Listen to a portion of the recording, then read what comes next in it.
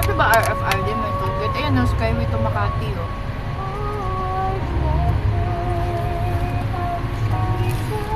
Kaya pala may yun niya, sapote, no?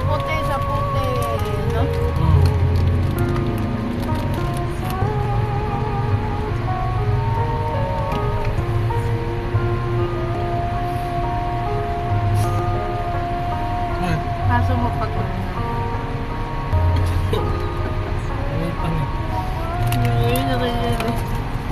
hindi ka po yun ang isa ba? Diba?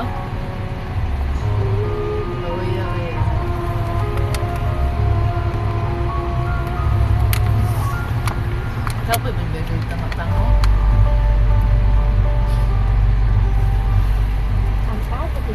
Thank you! Pag-focus mo lang ito.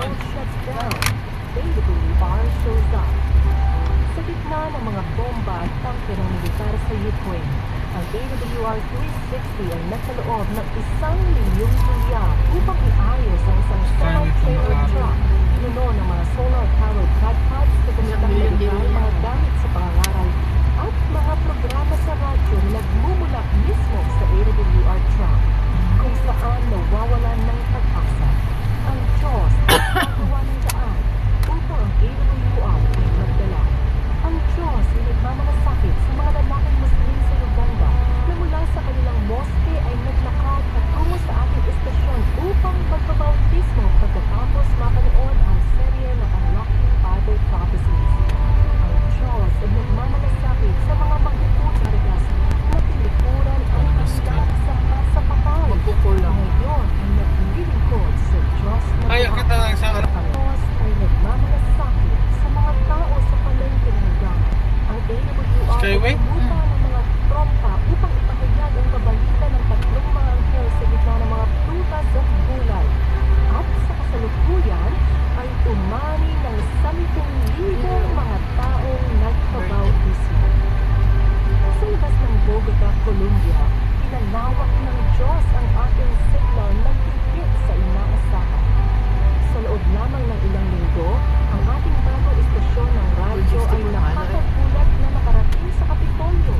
Sa ngayon, ay umaabot sa 240,000 ang tumawag sa atin at 37,000 sa kanila ang humihiling na mag-aral ng Biblia. Monitoring niya, ang Alabang may mahal. Toolgate sa Alabang, 164 sa Kuday. Ngayon, mayroon tayong mahigit 1,800 mga istasyon ng radyo sa AM at FM kasama ng ating shortwave sa Guam ay ipinahayag na si Jesus ay malapit na ang dumating.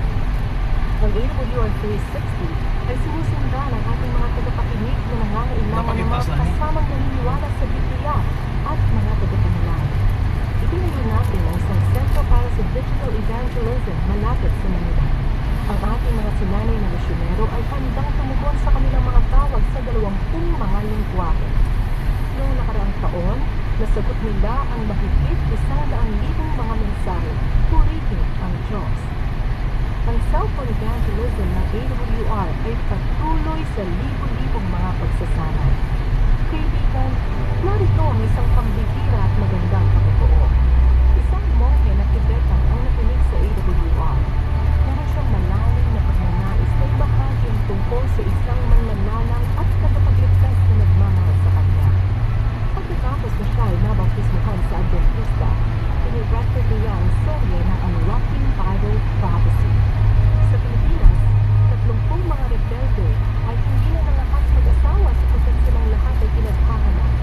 Ang AWR ay dumating at pinahinto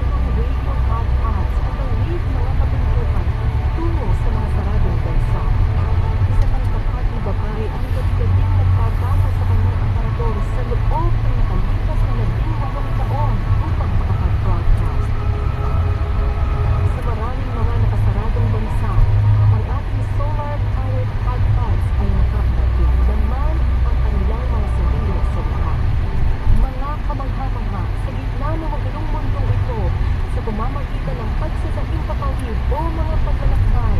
Ang Diyos ay may AWR na magpapahal. Kung nadarama mong magkaloob, mayroong ilang mga paraan. Una, isulat sa iyong sobre ang AWR